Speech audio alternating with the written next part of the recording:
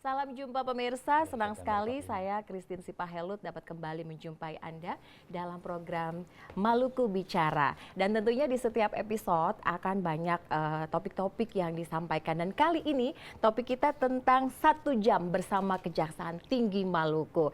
Nah, untuk berkenalan dengan narasumber kita yang sudah hadir di sore hari ini di Studio 2 TVRI Stasiun Maluku, kita berkenalan langsung dengan di samping kanan saya ada 2 narasumber. Yang pertama ada Pak Kajati Maluku, Bapak Agus Sunanto Prasetyo. Selamat sore Bapak. Sore Mbak. Salam sehat. Amin. Selamat datang di Studio TVRI Stasiun Maluku Pak. Makasih. Baik, kemudian yang kedua ada Bapak Wakajati Maluku, Pak Jefferdian. Selamat sore Pak. Selamat sore, semangat. Salam sehat juga Pak ya. Oke, bagaimana kabar Bapak berdua ini? Alhamdulillah. Oke, baik. Kita pertama dulu dengan Pak Kajati Maluku nih Pak. Kalau kita tahu bahwa Kejaksaan Tinggi Maluku itu adalah sebuah lembaga yang menangani berbagai kasus-kasus hukum. Saya mau bertanya langsung dengan Pak Wakajati nih Pak. Dengan berbagai persoalan yang terjadi di Maluku ini, bagaimana kontribusi dari Kejaksaan Tinggi Maluku sendiri untuk mengungkap setiap kasus-kasus yang terjadi di Maluku? Baik, Silakan, Pak. terima kasih Mbak. Kami sangat komit dengan apa yang terjadi, pelanggaran-pelanggaran hukum yang ada di wilayah Provinsi Maluku, baik tindak pidana umum maupun tindak pidana khusus.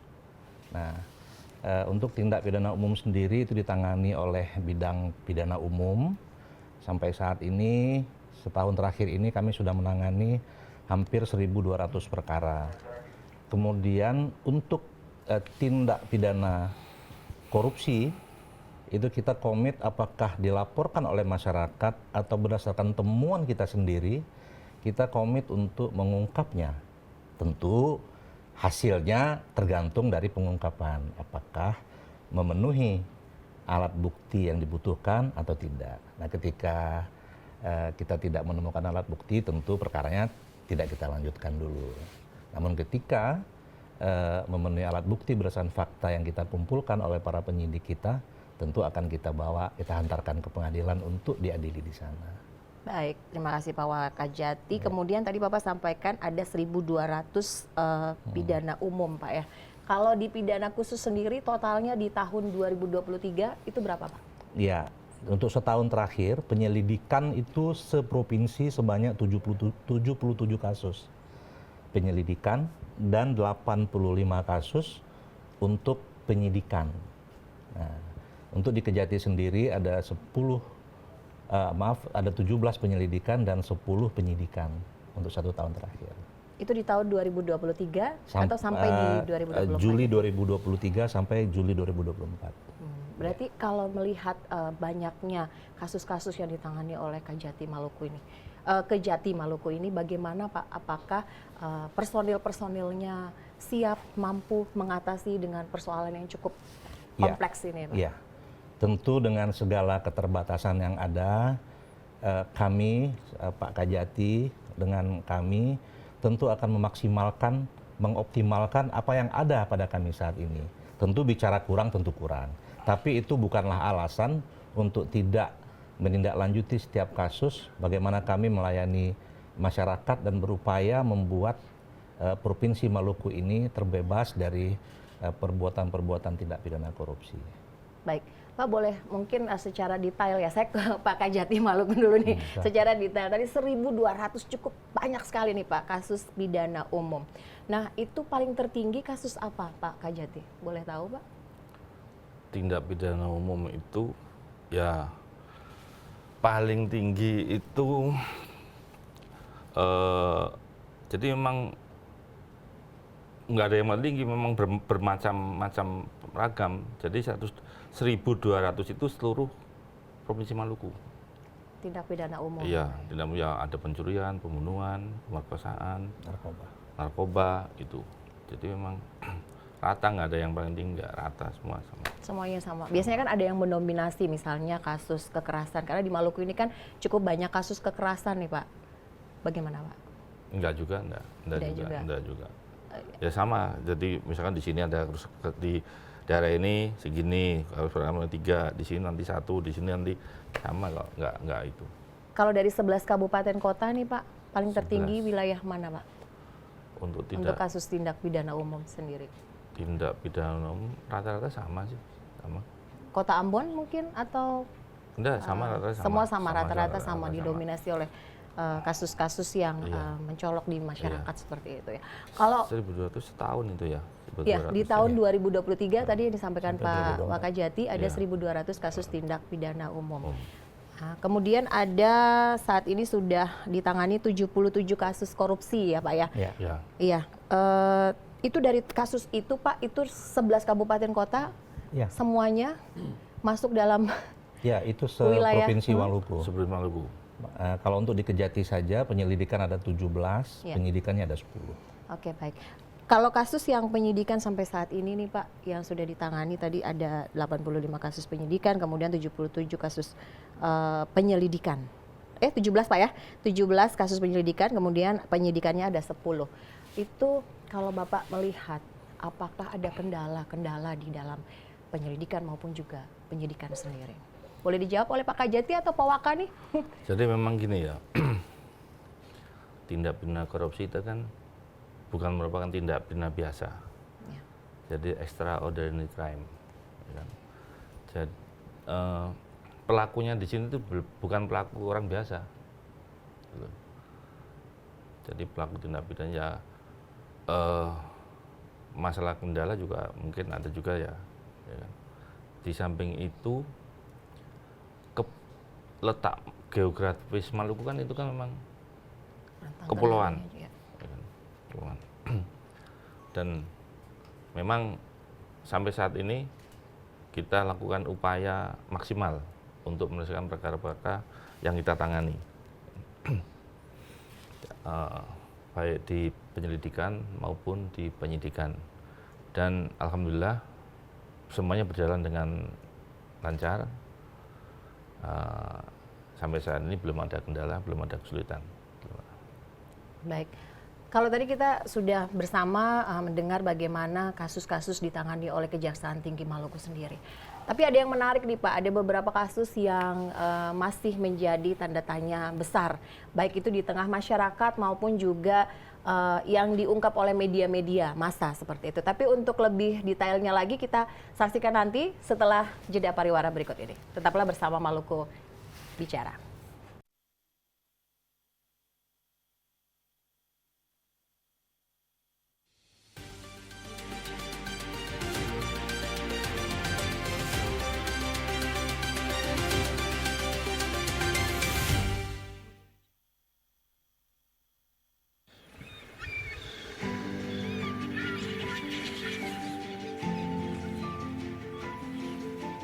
Ternate, pulau kecil dengan nama yang masyhur sejak zaman dahulu kala. Banyak hal yang menjadi warisan dari satu generasi ke generasi berikutnya, hingga melintasi masa. Salah satunya soal makanan, terutama soal makanan berkuah.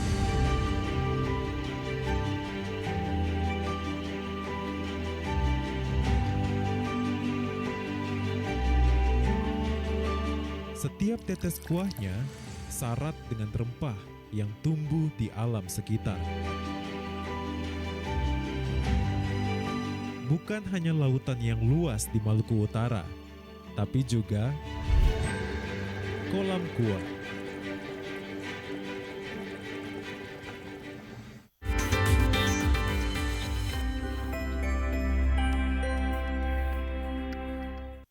Selamat datang di Instastory. Inspirational Talks and Stories. Generasi muda, lebih tepatnya di bidang kesenian dan melibatkan Akhir pekan makin seru bersama TVRI Maluku. Mendengar cerita-cerita inspiratif dari para influencer-influencer muda di Maluku. kehilangan desa, berarti kan kehilangan jati diri kan sebagai orang Maluku. Buku 2 Laksana Pelangi. Insta Story, Inspirational Talks and Stories, setiap Sabtu pukul 16.00 waktu Indonesia Timur, hanya di TVRI Maluku.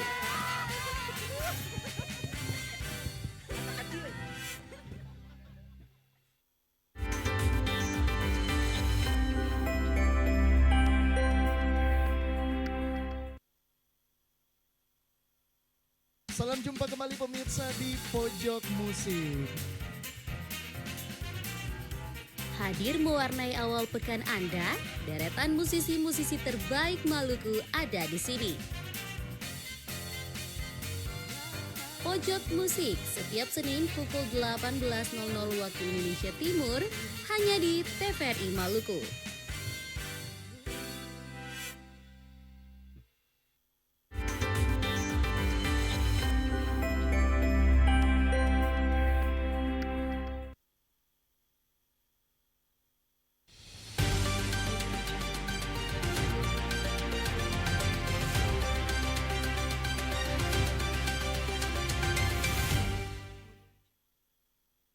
Terima kasih Anda masih menyaksikan program Dialog Maluku Bicara dengan topik 1 jam bersama Kejaksaan Tinggi Maluku. Tentunya menyongsong Hari Adiaksa ke-64 yang akan jatuh pada tanggal 22 Juli 2024 mendatang. Kita sudah menghadirkan 2 narasumber yang tadi sudah berbicara soal tentang kasus-kasus baik itu tindak pidana umum, kemudian tindak pidana khusus. Nah, kita mau lebih dalam lagi menggali tentang kasus-kasus yang mereka tangani. Baik, saya ke Pak Kajati Maluku nih Pak. Tadi ada banyak kasus-kasus yang sudah disampaikan, tetapi juga ada beberapa kasus yang mangkrak nih Pak, atau mandek. Sebenarnya apa permasalahannya Pak? Boleh Pak Kajati? Silakan. Jadi gini, ini bukan masalah mandek, ya. Itu bukan masalah mandek. Tetapi dalam hal tertentu, ada yang memang tidak bisa diungkap. Dalam proses penanganan perkara itu ada penyelidikan, penyidikan, penuntutan. Ya. Kalau masih dalam penyelidikan, itu belum bisa kita ungkap, karena itu menyangkut teknis. Ya kan? Itu untuk kepentingan penyelidikan. Apa itu kepentingan penyelidikan? Itu teknis. Ya. Jadi luas, kalau bisa, teknis itu luas. jadi ya tidak kan? bisa diungkap ke publik begitu Pak ya? Belum bisa. Nah, kemudian ada hal yang nanti bisa diungkap mungkin pada saat di penyidikan, tapi tidak semuanya. Ya, penyidikan, karena itu juga untuk kepentingan penyidikan. Ya kan? Penyidikan itu kan kita tindakan yang dilakukan oleh penyidik dalam hal menemukan bukti. Jadi dengan bukti itu membuat terang suatu tindak pidana dan menemukan tersangkanya, kan itu. Nah itulah. Jadi bukan mandek, tapi masih proses. Jadi alhamdulillah Kejaksaan Tinggi Maluku dalam penanganan perkara tindak pidana korupsi masih on the track. Jadi saya kira itu tinggal hanya waktu aja kan ya. Karena memang penanganan untuk perkara korupsi kan memang tidak semudah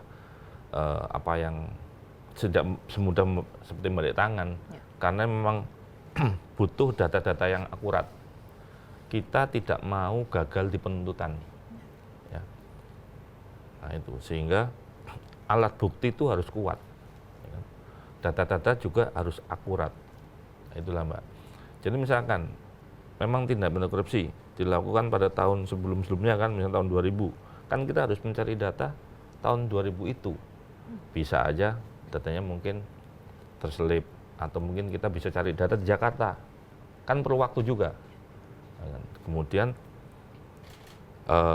letak geografis kita yang kepulauan itu kan ya, kadang-kadang kita mau ke sana itu terbentur sama transportasi, ya kan? Kita perlu waktu. Kita harus menyita misalkan di Kepulauan Aru misalkan, itu dengan pesawat itu kan bisa. Pesawat itu hanya sehari sekali kan, jadi 2 hari sekali kan, 2 hari sekali. Misalkan hari ini berangkat, besok belum mau balik belum bisa, baru kembalinya lagi itu. Belum tentu juga ada pesawat tapi cuaca. Itu. Jadi kendala-kendala non teknis itu mesti juga kita perhatikan juga. Bukan berarti kita mandek gitu kan. Kita tetap jalan terus on the track. Jadi saya kira masyarakat tidak perlu khawatir bahwa perkara itu akan berhenti atau enggak. Kita tetap masih komitmen untuk pemberantasan tindak pidana korupsi, dan Kejaksaan Tinggi Maluku dalam penanganan perkara korupsi masih on the track. Tuh. Artinya tetap berjalan, tetapi tidak semua masyarakat tahu dulu begitu Pak ya. Iya. Nanti ketika waktunya pasti akan Pasti, di publik begitu Pak ya. Ya. Oke, baik Pak. Tadi saya berbincang sebentar dengan Pak Wakajati bahwa ada restorasi justice Pak ya. Itu sebenarnya seperti apa kalau di Kejaksaan Tinggi Maluku sendiri? Silakan Pak Wakajati. Iya. Kita bicara, tentu kita mulai dari perubahan paradigma penegakan hukum di dunia, bahwa saat ini tidak lagi mengedepankan penegakan hukum secara retributif, tapi sudah diarahkan di belahan dunia manapun ke arah restoratif, merestor itu mengembalikan kepada keadaan semula. Nah, itu sudah berlangsung dimulai dari Eropa Barat. Nah, tentu dan karena kita bergaul dengan dunia internasional, tentu kita juga merasa itu perlu diterapkan di Indonesia. Intinya adalah bagaimana kita tidak tajam ke bawah, tumpul ke atas, tapi bagaimana menegakkan hukum secara humanis. Nah, di Kejaksaan Agung Republik Indonesia sudah diterbitkan Peraturan Jaksa Agung nomor 15 tahun 2020 tentang penghentian perkara berdasarkan restoratif justice, berdasarkan keadilan restoratif. Di sana dikatakan bahwa penegakan hukum, terutama pidana umum, itu diupayakan untuk mengembalikan keadaan seperti keadaan semula. Karena terjadinya gesekan di masyarakat itu tentunya merusak kosmis pergaulan di lingkungan. Nah, maka oleh karena itu kita kembalikan ke budaya Indonesia, kita kembalikan kepada nilai-nilai luhur Pancasila, bagaimana kita mengupayakan di situ adanya perdamaian. Kemudian selain perdamaian, masyarakat di sekitar itu mendukung bahwa itu tidak perlu kita bawa ke pengadilan, karena dibawa ke pengadilan itu akan berdampak sangat besar sekali. Waktu, kemudian gesekan yang terjadi, dan pasti akan ada dendam yang tidak berkesudahan. Nah, tentu ada banyak syarat. Yang pertama, pelakunya haruslah pertama kali melakukan, kemudian ada perdamaian. Perdamaian ini bisa juga bersyarat, bisa tidak bersyarat. Bersyarat mungkin harus ada ganti rugi. Misalkan ada biaya pengobatan. Nah, tapi ada kadangkala juga tidak bersyarat. Mereka sudah saling memaafkan. Di banyak tempat itu malah dijadikan sebagai salah satu sumber bertemunya keluarga baru, Mbak, dengan adanya masalah itu. Misalkan kecelakaan lalu lintas atau ada perkelahian anak muda misalkan. Nah, itu malah menjadi bertambahnya keluarga. Kemudian ada syarat lain juga, ancaman hukumannya tidak boleh dari 5 tahun. Nah, untuk di Kejaksaan Tinggi Maluku setahun terakhir itu kita sudah melakukan penghentian penuntutan berdasarkan keadaan restoratif itu sebanyak 12 perkara. Di tahun 2023? Ya, kita ngitungnya dari, kan karena Hari Bati Adiaksa yang disampaikan Pak Kajati tadi bulan Juli, maka kita menghitungnya dari Juli tahun lalu sampai ke Juli lagi tahun ini. Sudah 23 perkara Pak ya? 12. Ya. 12 dari 1.200 perkara Pak? Iya. Berarti sangat kecil sekali untuk Kecil, restoratif justice Pak? Tentu kami hanya memfasilitasi, kemauan itu ada pada korban dan pelaku. Tidak boleh kami mengarahkan, apalagi memaksa, kamu harus damai, kamu harus gitu. Kami hanya memfasilitasi, mungkin mengajak dan difasilitasi. Ya. Itu khusus untuk kasus pidana umum ya Pak ya? Tidak untuk kasus tindak pidana korupsi. Bagaimana Pak Wakajati? Apakah restoratif justice itu hanya berlaku untuk kasus pidana umum? Sampai saat ini peraturan yang ada baru itu, Mbak. Kami sebagai pelaksana undang-undang tentu hanya melaksanakan peraturan yang ada. Mungkin kalau nanti ada ya kita laksanakan juga. Tapi sampai saat ini baru di tindak pidana umum, termasuk tindak pidana narkotika. Nah, itu ada juga ketentuan dan syaratnya. Tapi yang utama tentu itu harus ada dulu di kita, ada balai rehab atau panti rehabnya. Kalau sarana dan prasarananya cukup, itu mungkin bisa kita laksanakan juga di sini. Oke, baik. Tapi kalau kita melihat bersama Pak ya, dari 1.200 begitu kasus yang cukup banyak ditangani oleh Kejaksaan Tinggi Maluku, khususnya tindak pidana umum, dengan 12 perkara yang dilakukan restorasi justice, apakah ini kurang dipublis ataukah memang masyarakat tidak tahu ataukah seperti apa nih sebenarnya Pak? Karena kalau kita melihat saking banyaknya ini, sebenarnya banyak kasus yang juga bisa direstorasi justice begitu Kak ya. Jadi sebenarnya kendalanya apa sendiri Pak kalau dari melihat sedikitnya restorasi justice? Sebenarnya nggak ada kendala. Akan tetapi tentu ini harus bergerak secara simultan. Yang pertama tentu kita berangkat dari persyaratan tadi Mbak. Tidak semua tindak pidana bisa direstoratif. Syaratnya harus ancaman pidananya harus di bawah 5 tahun. Kalau dia di atas 5 tahun, nggak bisa, nggak memenuhi syarat. Nah, kemudian dulu ada ketentuan kerugiannya itu tidak boleh lebih dari 2,5 juta. Tapi sekarang sudah boleh. Kita lihat apakah walaupun boleh, tapi kita lihat juga caranya dia melakukan bagaimana, kemudian motifnya seperti apa. Tentu dengan penilaian-penilaian yang berjenjang. Ekspos di Kejaksaan Tinggi maupun di Kejaksaan Agung. Semua nanti diputuskan oleh Pak Jampidum atas nama Jaksa Agung. Nah, melalui forum ini tentu kami juga berharap TVRI juga ikut bersama-sama dengan kami mensosialisasikan ini. Marilah warga masyarakat Provinsi Maluku jangan mudah emosi, jangan penuh amarah. Sebenarnya diselesaikan dengan baik secara adat, dengan mengedepankan tokoh adat, tokoh masyarakat, tokoh agama, maka hidup itu akan lebih damai, akan lebih indah. Nah, tentu kami di Kejaksaan juga berupaya untuk mensosialisasikan, termasuk kami juga minta bantuan dari TVRI untuk menyampaikan ini semua kepada masyarakat. Harus bergerak secara simultan. Baik. Oke Pak, kalau tadi soal pidana umum, kita kembali lagi nih ke pidana khusus. Karena ini yang betul-betul mengerti dan paham dengan pidana khusus ini adalah Pak Kajati nih, karena memang di bidangnya langsung. Oke, Pak Kajati, kalau dilihat tadi dari banyaknya kasus juga, termasuk cukup banyak ya di wilayah Maluku itu sebenarnya kasus yang melibatkan tersangkanya itu adalah kebanyakan para pejabat ataukah masyarakat biasa nih Pak?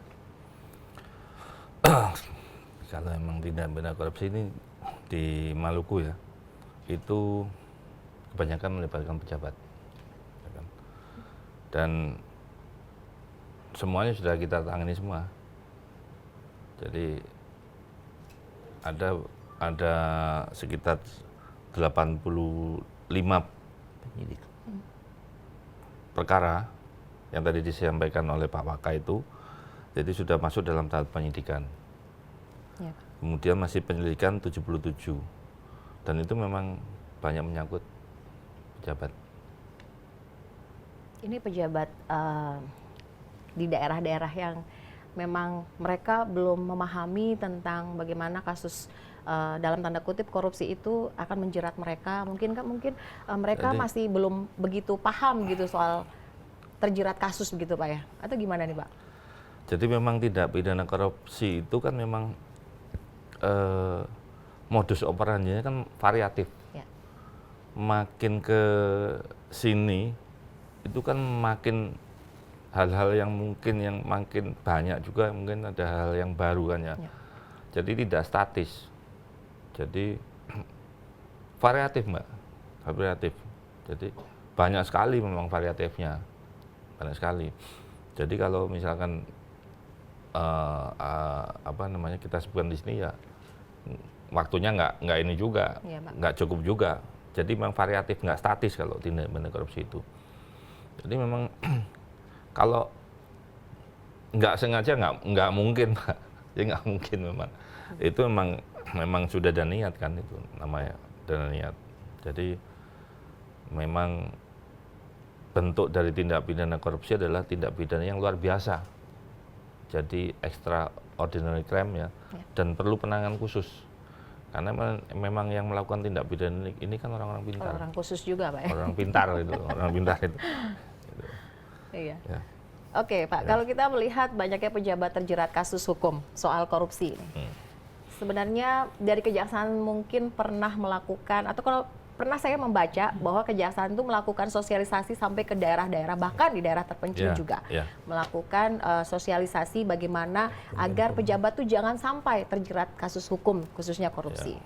Nah, kalau di Maluku sendiri sudah sejauh mana nih Pak sosialisasi itu dilakukan untuk para pejabat ini?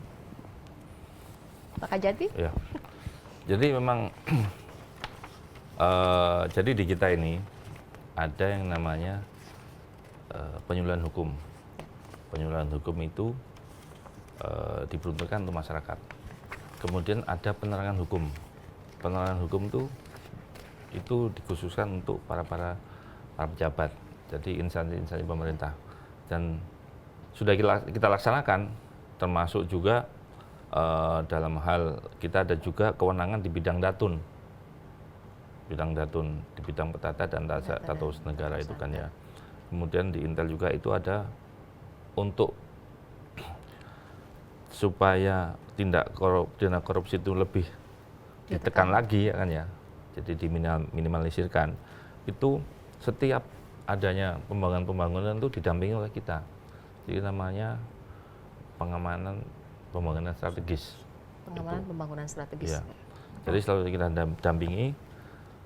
Jadi biar tidak melenceng dari apa yang telah diatur oleh undang-undang. Itu. Jadi kita tidak bosan-bosannya melakukan sosialisasi untuk masyarakat, juga untuk instansi pemerintah. Jadi, ya itu.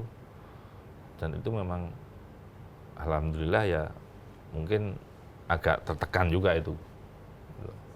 Kalau dilihat secara nasional Pak, Maluku ini masuk peringkat keberapa nih kasus korupsi di Indonesia? Pak Kajati. Maksudnya peringkat apa? Peringkat terbanyak apa? Terbanyak ataukah terendah? Karena kalau kita lihat itu kasusnya sudah cukup banyak sekali ya. Ada 77 kasus yang sementara dilakukan penyelidikan dan 85 kasus masih dalam tahap penyidikan. Berarti kalau di total ada hampir 200 kasus terjadi selama setahun ini, Pak.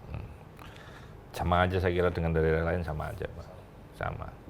Dengan daerah lain sama juga. Oke. Masih menjadi tanda tanya besar bagi masyarakat nih Pak, beberapa kasus yang tadi Bapak sudah sampaikan bahwa tidak semua kasus untuk yang masih dalam proses penyidikan itu harus dipublish seperti itu. Nah, tapi masyarakat juga ingin tahu nih Pak, sebenarnya kasus-kasus besar yang sementara sekarang ini masih digarap oleh Kejaksaan Tinggi Maluku, bisakah Bapak menyebutkan kasus apa sajakah itu mungkin kepada masyarakat agar masyarakat paham, tahu, oh ini loh kasusnya sementara ditangani tetapi belum sampai selesai seperti itu Pak. Ya, nah itu tadi kan ya, ini masih dalam kepentingan penyelidikan atau penyelidikan kan ya. Nah, silakan aja nanti ke kantor aja. Ya, kantor di situ nanti akan ke Aspicus. Jadi Aspicus itu nanti coba tanyakan ke Aspicus. Itu. Masyarakat boleh bertanya langsung ke sana? Silakan bertanya ke Aspicus nanti di sana. Ya. Ataukah hanya media saja yang boleh bertanya Bapak? Semua masyarakat boleh? Bisa boleh masyarakat. Di sini kan ada kita bisa melalui Penkum, penerangan hukum itu di Intel. Tapi mungkin nanti kalau masalah tindak pidana korupsi, maka mungkin akan diarahkan ke Aspicus. Aspicus ya Pak ya. Itu hanya di sana. Iya. Baik Pak, ini Kejaksaan Tinggi Maluku juga semakin memperbaiki kinerja, kemudian semakin agar mendapat hati juga di masyarakat nih Pak. Kegiatan-kegiatan apa sih yang sudah dilakukan oleh Kejaksaan Tinggi Maluku sendiri supaya penegakan-penegakan hukum itu juga berjalan sesuai dengan kinerja yang ditetapkan seperti itu Pak? Mungkin Pak Wakajati boleh? Baik Mbak, terima kasih. Selain penegakan hukum secara represif, seperti yang disampaikan Pak Kajati tadi, saya luruskan sedikit, jangan dijumlah antara 77 dengan 85 tadi. Itu dia tahapannya, ada penyelidikan, habis penyidikan. Bisa jadi perkaranya itu juga. Oh begitu? Iya, jadi jangan dijumlah. Jangan dijadiin 200. Oke. Oh jadi 77 masih 77 penyelidikan, dan bisa dia naik ke penyidikan. Atau bisa juga tidak dilanjutkan untuk sementara di tahap penyelidikan. Nah itu saya luruskan dulu itu. Oke, baik. Nah kemudian selanjutnya menjawab pertanyaan tadi, selain penegakan hukum secara represif tadi, kami juga sebenarnya banyak melakukan tindakan-tindakan preventif. Ya. Pertama seperti yang tadi Mbak istilahkan sosialisasi, itu nggak pernah berhenti Mbak, macam-macam kegiatannya. Ada penyuluhan hukum, ada penerangan hukum. Ada lagi yang lain, jaksa menyapa misalkan. kerjasama dengan radio-radio mungkin, atau mungkin suatu ketika nanti bisa dengan TVRI juga seperti inilah, 1 jam bersama Kejaksaan Tinggi kan, ini kan kita menyapa masyarakat. Kemudian ada juga kegiatan lain, jaksa masuk sekolah Mbak, itu untuk bagaimana secara dini kita mengingatkan adik-adik dan anak-anak kita untuk bagaimana tidak mencoba-coba dari dini untuk memelihara perilaku-perilaku koruptif. Ya misalkan jangan mencontek, misalkan kalau dikasih belanja oleh orang tuanya dikembalikan dengan benar. Macam-macam lah perilaku yang harus kita ajarkan kepada anak-anak dan adik-adik kita.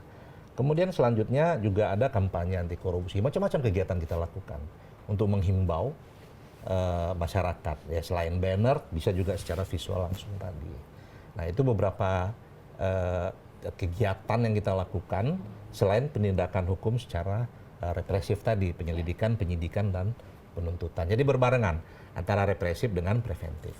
Nah, termasuk nanti kita akan coba kembangkan nanti soal-soal preemptif dan edukatif. Kita akan coba-coba juga dengan perguruan tinggi, kerjasama dengan instansi dinas maupun lembaga-lembaga atau organisasi yang kira-kira bisa kita sasar untuk bagaimana menekan angka korupsi yang ada di Provinsi Maluku ini. Bukan hanya korupsi mungkin Pak ya, tindak-tindak pidana lainnya Semua, juga ya, seperti itu. Semua kita kan juga khawatir Mbak soal narkoba misalkan Mbak. Di sini kan memang tadi rata-rata tapi sedikit di atas rata-rata ada narkoba. Nah, jadi itu kita coba bagaimana itu kita minimalisir sehingga daerah yang kita cintai ini ya terbebas dari itu semua. Oke, baik. Ditahan dulu Pak, nanti kita akan lanjut lebih jauh tentang edukatif juga sosialisasi untuk ke masyarakat. Tapi setelah jeda pariwara berikut ini tetaplah di Maluku Bicara.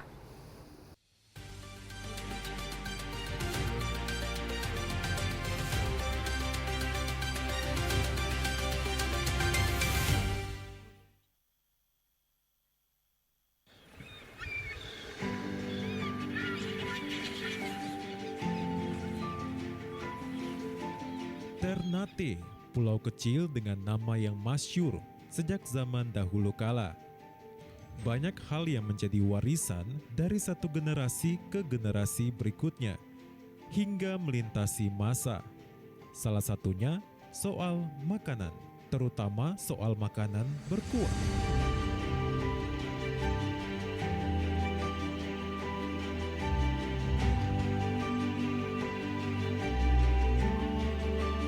Setiap tetes kuahnya syarat dengan rempah yang tumbuh di alam sekitar. Bukan hanya lautan yang luas di Maluku Utara, tapi juga kolam kuah.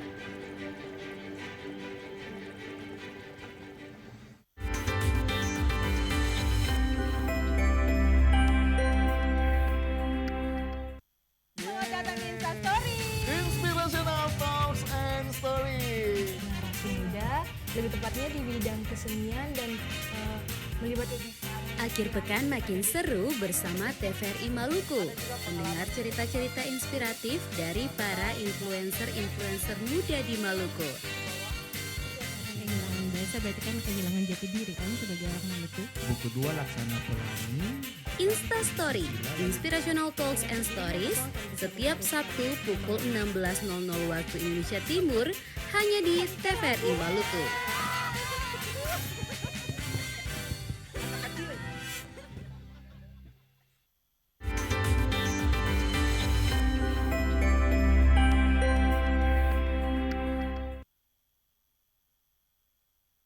Salam jumpa kembali pemirsa di Pojok Musik. Hadir mewarnai awal pekan Anda, deretan musisi-musisi terbaik Maluku ada di sini. Pojok Musik setiap Senin pukul 18.00 waktu Indonesia Timur hanya di TVRI Maluku.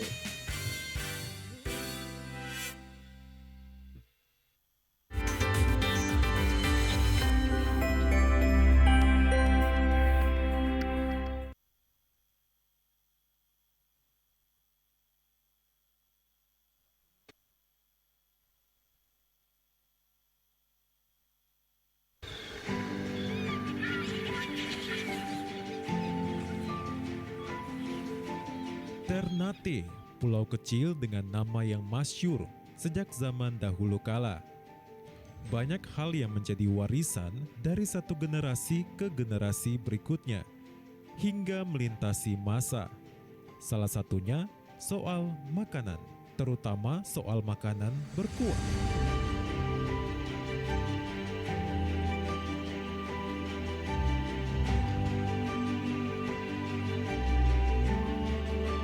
Setiap tetes kuahnya syarat dengan rempah yang tumbuh di alam sekitar.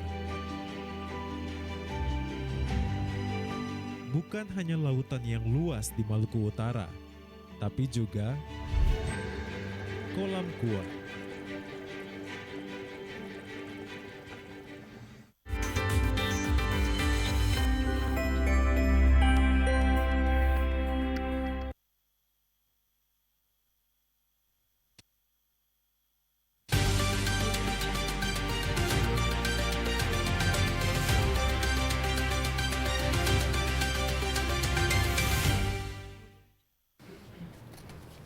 Masih dengan topik yang menarik, 1 jam bersama Kejaksaan Tinggi Maluku. Kita akan lebih dalam mengulas apa saja kinerja yang sudah dilakukan oleh Kejaksaan Tinggi Maluku.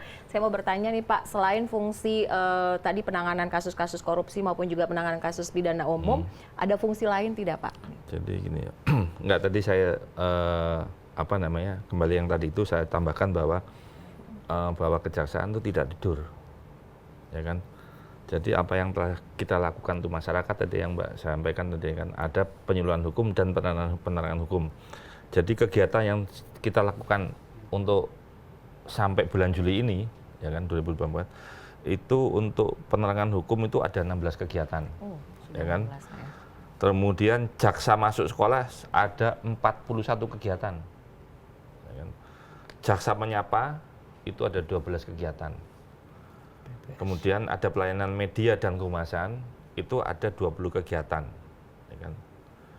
Kemudian kegiatan pengamanan pembangunan strategis itu, jadi yang saya sampaikan itu, untuk pembangunan itu kan semua pembangunan yang dilakukan oleh instansi di Maluku, baik Maluku APBN maupun APBD itu, kita lakukan pendampingan strategis untuk untuk menekan itu kan, menekan tindak pidana, menekan melawan hukum, jadi untuk menekan agar pembangunan dilakukan sesuai dengan undang-undang yang berlaku. Jadi ada 85 kegiatan itu. Dan saya kembali ke tadi ya, yang ditanyakan oleh Mbak tadi, bahwa ada kewenangan lain kejaksaan. Jadi kejaksaan punya kewenangan lain di bidang perdata dan tata usaha negara. Jadi selain kewenangan kita di tindak pidana umum maupun tindak pidana khusus, kita juga punya kewenangan di Datun. Jadi di Datun itu, perdata dan tata usaha negara itu, kita bertindak sebagai jaksa pengencara negara. Jadi pelaksanaan dari kewenangan kita itu ada 3. Ada 3, yaitu bantuan hukum, pertimbangan hukum, dan tindakan hukum lainnya. Jadi fungsi kita sebagai jaksa pengacara negara.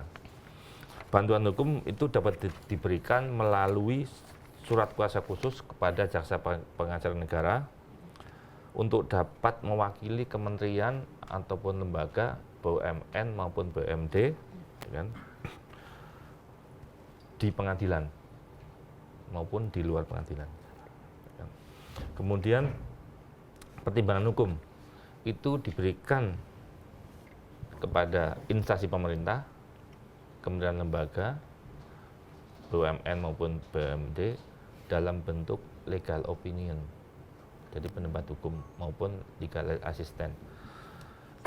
Sementara tindakan hukum lainnya itu diberikan kepada kita sebagai jaksa pengacara negara apabila ada sengketa perselisihan di antara instansi pemerintah, kita bertindak sebagai mediator maupun fasilitator itu.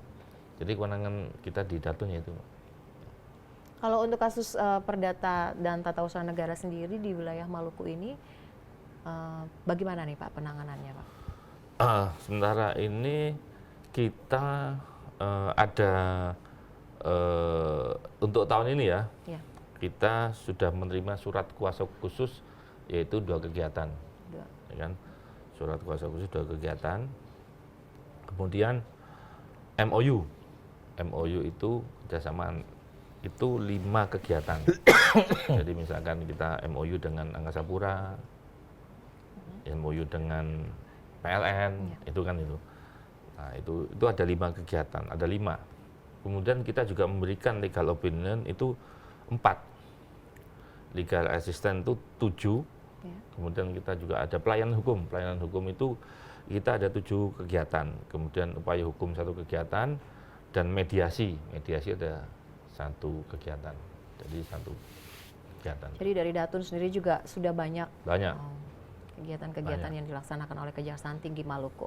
Ya. Baik Pak. Bisa juga nanti TVRI juga MOU sama kita. Siap. Mungkin siapa tahu nanti ada di Kemarin sudah tatap muka langsung dengan pimpinan kami dan tentunya akan ada kelanjutan ke depannya bisa ada MOU. Baik. Bapak kalau kita sudah berbicara tadi hampir 1 jam ini tentang bagaimana Kejaksaan Tinggi Maluku penanganan kasus-kasus maupun juga apa saja yang sudah dilakukan. Oh ya, satu lagi Mbak. Boleh, mungkin silakan bisa. Pak. Untuk tahun 2023 itu Kejaksaan Tinggi Maluku mendapat peringkat 1 terbaik.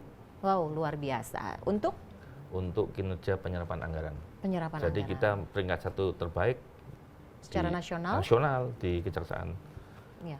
Kejaksaan RI. Jadi peringkat 1 terbaik. Jadi telah banyak capaian-capaian yang diraih oleh Kejaksaan Tinggi Maluku, jadi bukan soal penanganan kasus saja, tapi penyerapan anggaran pun bahkan meraih peringkat 1 secara nasional. Baik Pak, terakhir Pak Wakajati, mungkin kita akan mendengar apa yang harus dilakukan masyarakat dan juga para pejabat tentunya untuk tidak terjerat kasus hukum. Ya, tentu yang pertama untuk secara umum kita perlu menggelorakan lagi jargon kenali hukum, jauhi hukuman. Nah, tentu setelah diundangkan berdasarkan asas tentu setiap orang wajib mengetahuinya. Maka kita kenali hukum itu dan jauhi hukuman. Nah, sementara untuk para penyelenggara negara, tentu kami menghimbau paling sederhana adalah ikuti aturan perundang-undangan, ingat sumpah jabatan. Nah, baik, terima kasih Pak Wakajati. Terakhir Pak Kajati menutup, sebaiknya seperti apa agar masyarakat tidak terjerat hukum? Ya, masyarakat tentunya harus patuh sama hukum. Karena mereka tahu kalau melanggar hukum pasti ada sanksinya. Dan tentunya ya kita sebagai orang beragama, kita harus selalu beribadah dan beriman sehingga kita tidak mudah untuk terjerat melakukan tindak pidana. Itu aja. Baik, terima kasih Pak Kajati dan juga Pak Wakajati. 1 jam bersama Kejaksaan Tinggi Maluku tentunya sangat luar biasa sekali pemirsa. Dan ke depan pastinya masyarakat juga akan semakin memahami bahwa jangan sampai terjerat soal hukum.